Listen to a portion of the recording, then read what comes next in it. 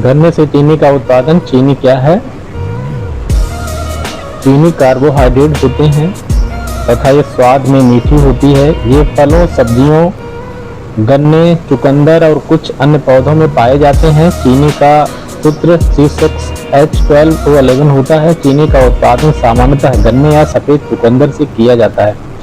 भारत में चीनी का उत्पादन मुख्यतः गन्ने से किया जाता है। गन्ने से चीनी का उत्पादन करने के लिए मिल से रस निकालकर विभिन्न प्रक्रियाओं द्वारा चीनी प्राप्त की जाती है। सामान्यतः गन्ने का अवयव निम्न प्रकार होता है।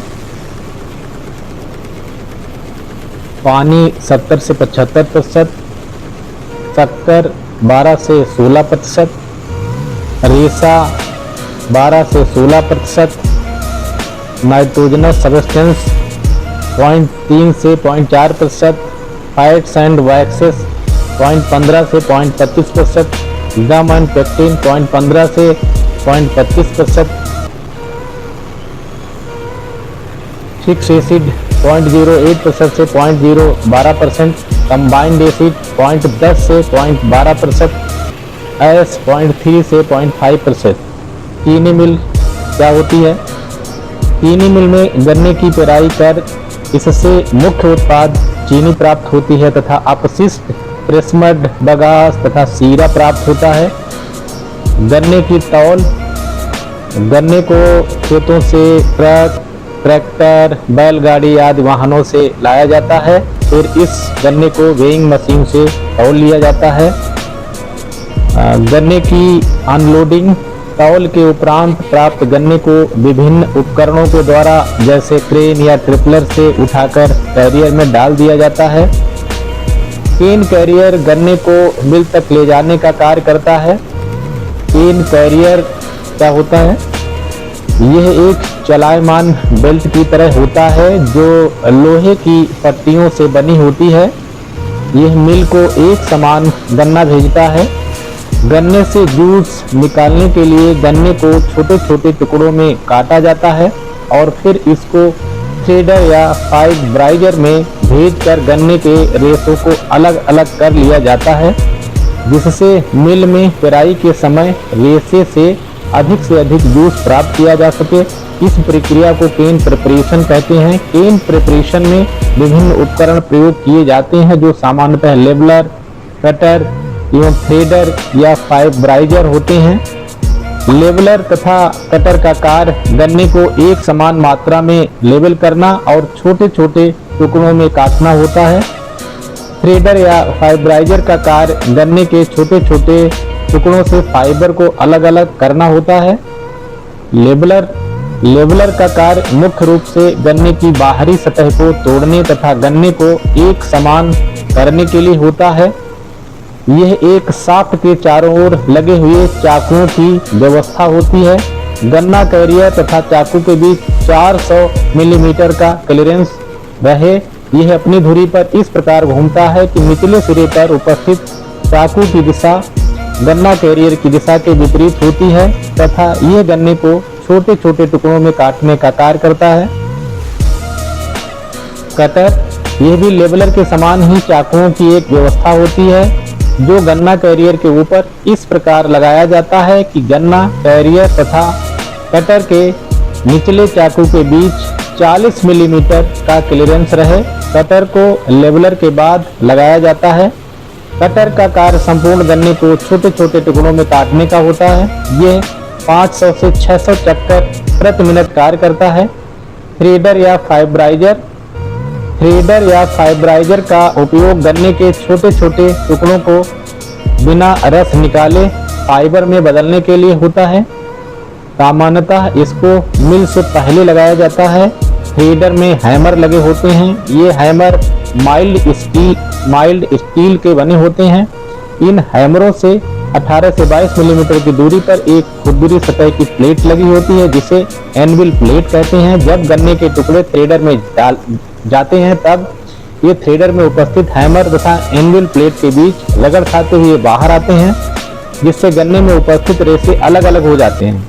केन प्रिपरेशन की जांच करने के लिए लैब में प्रिपरेटरी इंडेक्स निकाला जाता है जो सामान्यतः 88 से 92 तक होता है। प्रेपरेटरी इंडेक्स गन्ने में प्रेपरेटरी उपकरण द्वारा अलग अलग किए गए फाइबर में तोल चीनी तथा गन्ने के फाइबर में उपस्थित संपूर्ण तोल चीनी का प्रतिशत होता है। गन्ने की पेराई केन प्रिपरेशन के बाद गन्ने को बेल्ट कन्वेयर द्वारा मिल में पेराई हेतु ले जाते हैं। मिल में सामान्यतः 4 या 5 मिलों की एक श्रृंखला होती है। प्रत्येक मिल में 3 रोलर होते हैं तथा प्रिपेयर्ड केन को फीड करने के लिए एक अंडर फीडर रोलर होता है। रोलर में ग्रूव कटे रहते हैं। ये ग्रूव गन्ने के फाइबर को मिल में स्लिपेज से बचाते हैं और ग्रूव के कारण जूस का ड्रेनेज बढ़ता है तथा रोलर का सरफेस एरिया यानी पृष्ठ क्षेत्रफल भी बढ़ जाता है। मिल के टॉप रोलर को हाइड्रोलिक प्रेशर द्वारा प्रेशराइज करते हैं जिससे गन्ने के फाइबर से अधिक मात्रा में जूस निकाला जा सके। प्रथम मिल से निकलने वाले जूस को प्राइमरी जूस कहते हैं। पहले मिल से निकलने वाले गन्ने के फाइबर को फर्स्ट मिल बैगास कहते हैं। इसको क्रमशः मिल नंबर 2, 3, 4/5 से गुजारते हैं। मिल नंबर 2, 3, 4/5 से निकलने वाले जूस को सेकेंडरी जूस कहते हैं। प्राइमरी एवं सेकेंडरी जूस को DSM स्क्रीन या रोटरी स्क्रीन से छान लिया जाता है। प्राइमरी एवं सेकेंडरी जूस को मिलाकर छने हुए जूस को स्क्रीन रा जूस कहते हैं। बैगास से अधिक चीनी निकालने के लिए इस पर 70 से 80 डिग्री सेंटीग्रेड के गर्म पानी का स्प्रे करते हैं। इस पानी को इम्बिबिशन वाटर कहते हैं। इम्बिबिशन वाटर दो प्रकार से होता है। सिंपल इम्बिबिशन, अगर पानी को मिल नंबर 2, 3, 4/5 में फीडिंग बैगास पर स्प्रे करें तो इस प्रक्रम को साधारण या सिंपल इम्बिबिशन कहते हैं। और second, compound imbibition. Compound imbibition का उद्देश्य बैगास से अधिक मात्रा में चीनी निकालने के लिए करते हैं। इस इम्बिबिशन में 70 से 80 डिग्री सेंटीग्रेड के गर्म पानी को अंतिम मिल में जाने वाली बैगास पर पूरा स्प्रे करते हैं। अंतिम मिल से प्राप्त जूस को लास्ट मिल जूस कहते हैं। इस जूस को 5 मिल टेंडर की व्यवस्था में 3 नंबर मिल से निकालने वाली बैगास पर स्प्रे करते हैं। इस बैगास की मिल नंबर 4 में पेराई की जाती है। 4 नंबर मिल से निकलने वाले जूस को 4th मिल जूस कहते हैं तथा इसे 2 नंबर मिल से निकलने वाली बैगास पर स्प्रे करते हैं। इसी प्रकार 3 नंबर मिल से निकलने वाले जूस को 1 नंबर मिल से निकलने वाली बैगास पर स्प्रे करते हैं। 2 नंबर मिल से निकलने वाले जूस को सेकेंडरी जूस कहते हैं। इस जूस को रोटरी स्क्रीन या DSM स्क्रीन में स्क्रीनिंग करते हैं। वहां पर प्राइमरी मिल का जूस व सेकेंडरी मिल का जूस मिल जाता है जिसे एक टैंक में इकट्ठा कर लेते हैं। इसे रा जूस या मिक्स्ड जूस कहते हैं। इस जूस को फ्लो मीटर के द्वारा मेजर करके बॉइलिंग हाउस में प्रोसेसिंग हेतु भेजा जाता है। इम्बिबिशन वाटर को सामान्यतः गन्ने के फाइबर का 300 से 360%, गन्ने का 45 से 50% के अनुपात में प्रयोग करते हैं। अंतिम मिल से निकलने वाली बैगास में 47 से 50% नमी होती है। इस बैगास को बॉयलर में स्टीम बनाने के लिए प्रयोग करते हैं। मिल सैनिटेशन। गन्ना जब मिल में लाया जाता है तो उसमें कुछ जीवाणु होते हैं और मिल में गन्ना पेराई के समय इन जीवाणुओं का और अधिक विकास होता है। यह विकास चीनी की मात्रा को कम करता है तथा डेक्स्ट्रॉन स्टार्च गमी पदार्थ पैदा करते हैं। इससे जूस से क्लैरिफिकेशन में परेशानी होती है तथा चीनी का परता यानी शुगर रिकवरी कम हो जाती है। अतः मिल हाउस की सफाई बहुत ही आवश्यक है। जीवाणुओं का बढ़ना जूस के तापमान, ऑक्सीजन तथा pH पर निर्भर करता है। ये जीवाणु 30 से 40 डिग्री सेंटीग्रेड तापमान पर अधिक बढ़ते हैं तथा 70 डिग्री सेंटीग्रेड से अधिक तापमान पर ये जीवाणु खत्म हो जाते हैं। इससे बचने के लिए धुलाई, सफाई, स्टीमिंग व कीटनाशक बायोसाइड का एडिशन करते हैं। जूस को बैक्टीरिया से बचाने के लिए क्वांटिटी अमोनियम कंपाउंड या डाइथायोकार्बामेट का उपयोग कर सकते हैं। गन्ने के जूस का क्लैरिफिकेशन कैसे करते हैं? मिल से प्राप्त मिक्स जूस में अनेक प्रकार के घुलनशील व सस्पेंडेड अशुद्धियां उपस्थित होती हैं। सामान्यतः जूस का कंपोजिशन निम्न प्रकार का होता है। पानी 80 से 85%, सुक्रोज 12 से 16%, रिड्यूसिंग शुगर 0.3 से 1.5%, ऑर्गेनिक कंपाउंड 0.5 से 1%, इनऑर्गेनिक कंपाउंड 0.2 से 0.6%। जूस में उपस्थित अशुद्धियों को निम्नलिखित विधि द्वारा शोधन करके पृथक किया जाता है, जिससे चीनी निर्माण की गुणवत्ता में सुधार होता है। गन्ने के जूस का क्लैरिफिकेशन ठीक प्रकार से होना सफेद दानों के निर्माण के लिए बहुत ही आवश्यक होता है। ये प्रक्रिया क्या है? डेफिकेशन प्रक्रिया। इस विधि का उपयोग गन्ने के जूस से रॉ शुगर बनाने में किया जाता है। इस विधि में जूस को 70 से 72 डिग्री सेंटीग्रेड तापमान तक जूस हीटर में गर्म किया जाता है। यदि जूस में P2O5 की मात्रा 300 से 350 ppm से कम है तो इसमें अलग से ऑर्थोफोरिक एसिड डालते हैं। इसके बाद इसे जूस को जूस डेफिकेशन में ले जाते हैं, जहां पर इसे चूने का घोल, मिल्क ऑफ लाइम 5-6 बोमी मिलाकर जूस की pH 5.2 से बढ़ाकर 7.1 तक ले जाते हैं। मिल्क ऑफ लाइम जूस में उपस्थित एसिड को न्यूट्रलाइज कर देता है और जूस में उपस्थित फास्फेट के साथ अभिक्रिया करके ट्राई कैल्शियम फास्फेट का प्रेसिपिटेट बनाता है। ट्राई कैल्शियम फास्फेट गन्ने के जूस में उपस्थित अशुद्धियों, कलरिंग मैटर को अपनी सतह पर अधिशोषित कर लेता है। अब इस जूस को पंप के द्वारा पुनः जूस हीटर में ले जाते हैं। वहां डेफिकेटेड जूस को 101 से 103 डिग्री सेंटीग्रेड तापमान तक गर्म करते हैं। अब इस जूस को कंटिन्यूअस क्लेरिफायर में भेजते हैं। क्लेरिफायर से क्लियर जूस ओवरफ्लो से प्राप्त होता है और अशुद्धियां क्लेरिफायर की निचली सतह पर बैठ जाती हैं, जिसको नीचे से निकालकर वैक्यूम फिल्टर से छानते हैं। अब सल्फिटेशन की सेकेंड प्रक्रिया। इस प्रक्रिया का उपयोग प्लांटेशन व्हाइट शुगर बनाने के लिए किया जाता है। मिल से प्राप्त जूस को 70 से 72 डिग्री सेंटीग्रेड तापमान तक जूस हीटर में गर्म करते हैं। फिर इस जूस को जूस सल्फाइडर में ले जाते हैं। वहां इसमें मिल्क ऑफ लाइम तथा सल्फर डाइऑक्साइड गैस को मिलाया जाता है। जूस सल्फाइडर एक सिलिंड्रिकल वेसल होता है, जिसके अंदर सल्फर डाइऑक्साइड गैस को मिक्स करने के लिए छिद्रयुक्त कॉइल या FRP स्प्रेयर लगे होते हैं। जूस सल्फाइडर में जूस का रिटेंशन टाइम 7 से 8 मिनट होता है। जूस में मिल्क ऑफ लाइम मिलाकर जूस का pH 8.5 से 9.5 तक ले जाते हैं। फिर इसमें सल्फर डाइऑक्साइड, जो सल्फर बर्नर में सल्फर को जलाकर वाष्पित करके बनाई जाती है, को जूस सल्फाइडर में कॉइल या स्पार्जर के द्वारा जूस में मिलाते हैं। इससे जूस की pH कम करके इसे 7.1 तक लाते हैं। इसमें मिल्क ऑफ लाइम मिलाते हैं। इस समय यह ध्यान रखना चाहिए कि जूस की pH 8.5 से 9.5 तथा 10 सेकंड से अधिक समय तक न रहे।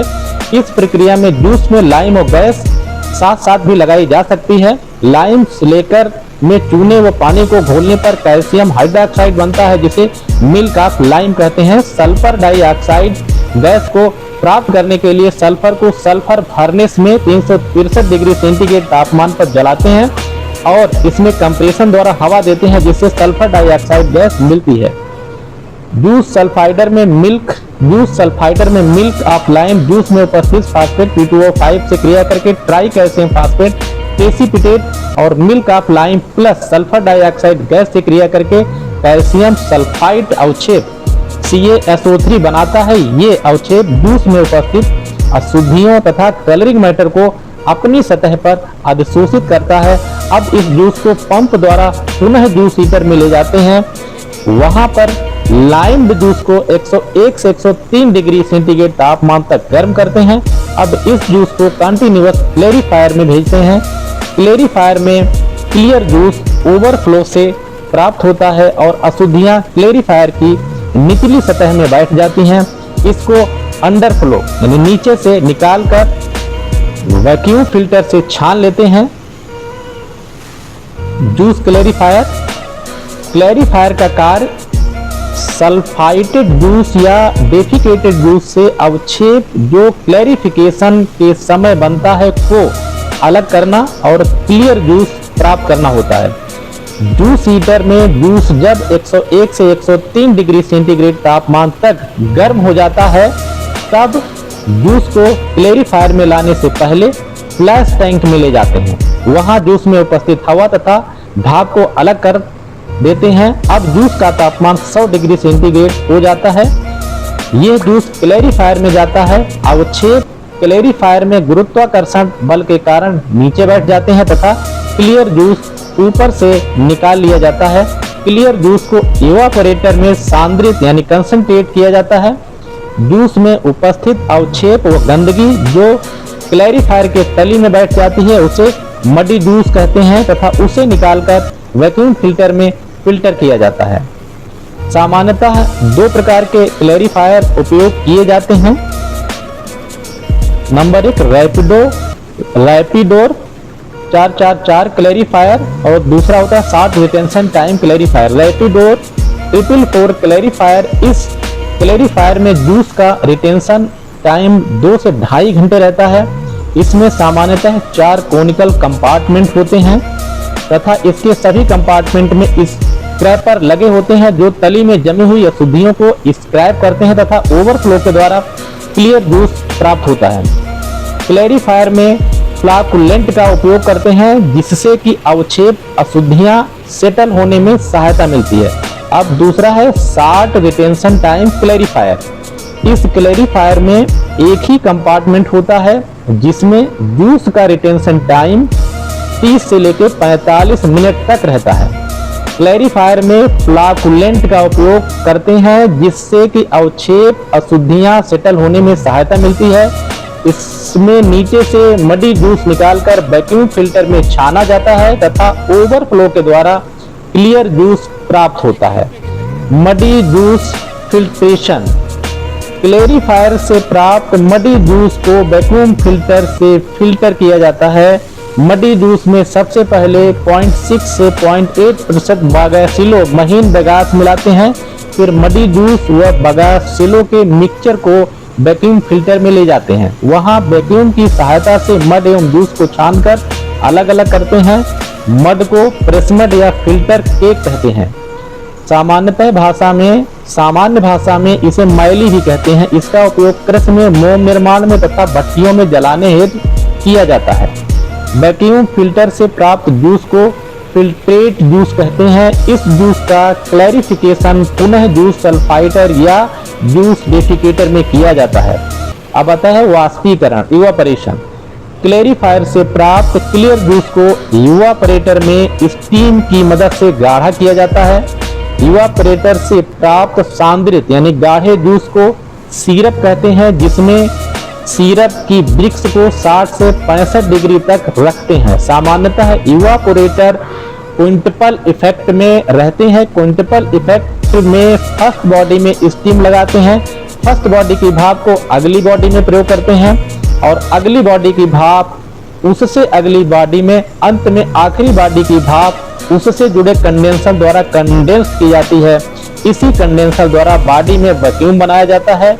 क्विंटपल इफेक्ट की अंतिम 3 बॉडियों में वैक्यूम बढ़ते क्रम में रहता है। वैक्यूम के कारण जूस का बॉइलिंग पॉइंट यानी क्वथनांक कम होता है, जिससे हम एक जगह स्टीम लगाकर उससे प्राप्त वेपर को अगली बॉडी में जूस को गाढ़ा करने के लिए प्रयोग करते हैं। इवापोरेटर से प्राप्त सिरप को डेफिकेशन प्रोसेस में सीधे पैन में ले जाकर रॉ शुगर बनाते हैं। सल्फिकेशन प्रोसेस में इवापोरेटर से प्राप्त सिरप को सिरप सल्फाइटर में ले जाते हैं, जहां सल्फर डाइऑक्साइड गैस के द्वारा इसकी ब्लीचिंग करते हैं, जिसमें सिरप में उपस्थित कलर कम हो जाते हैं और सिरप की पीएच 5 से लेकर 5.2 तक कर लेते हैं। अब करते हैं सिरप सल्फिटेशन।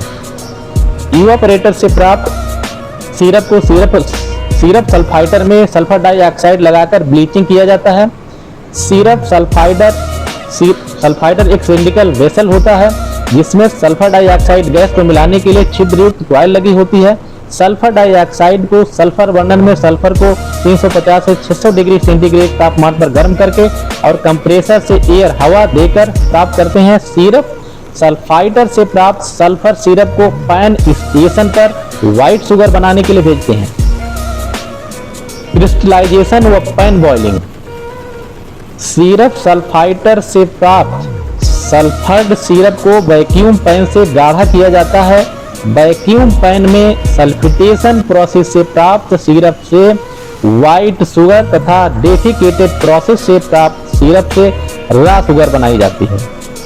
वैक्यूम पैन में क्रिस्टलाइजेशन पैन बॉयलिंग 26 वैक्यूम में की जाती है। पैन एक कंडेंसर से जुड़ा रहता है। कंडेंसर के माध्यम से पैन में वैक्यूम बना लिया जाता है। सबसे पहले पैन में बी व सी पैन से प्राप्त शुगर को मेल्ट करके बॉयल किया जाता है। मेल्ट के गाढ़ा होने पर ड्राई सीड लिया जाता है। अब इसमें मेल्ट व सिरप लेकर पैन बॉयलिंग की जाती है, जिससे हमें क्रिस्टल और शुगर के मदर लीकर का मिक्सचर प्राप्त होता है, जिसे मैस्किट कहते हैं। पैन में एक निश्चित लेवल होने के पश्चात इस मैस्किट को पैन में मोटा करने के बाद पैन से क्रिस्टलाइजर में ड्रॉप कर देते हैं। फिर इस मैस्किट जहां मशीन को 1100 से 1200 आरपीएम तक चलाकर को सेंट्रीफ्यूगल मशीन में ले जाते हैं। मैस्किट में उपस्थित मदर लीकर और शुगर को अलग करते हैं। मशीन में पानी लगाकर शुगर को वाश यानी धुलाई कर देते हैं। मदर लीकर को मोलासिस सीरा कहते हैं। मोलासिस सीरा में कुछ चीनी घुलनशील अवस्था में रह जाती है। इस शुगर को निकालने के लिए पुनः पैन में बॉयलिंग की जाती है। इस बॉयलिंग को बी मैस्किट बॉयलिंग कहते हैं तथा इस पैन से प्राप्त मैस्किट को बी मैस्किट कहते हैं। बी मैस्किट को पुनः बी सेंट्रीफ्यूगल मशीन में ले जाकर घुमाते हैं। ये मशीन सामान्यतः कंटिन्यूअस टाइप की होती है, जहां इसके आरपीएम लगभग 1600 रहते हैं। इस मशीन से हमें बी शुगर तथा बी हैवी मोलासिस यानी सिरप प्राप्त होता है।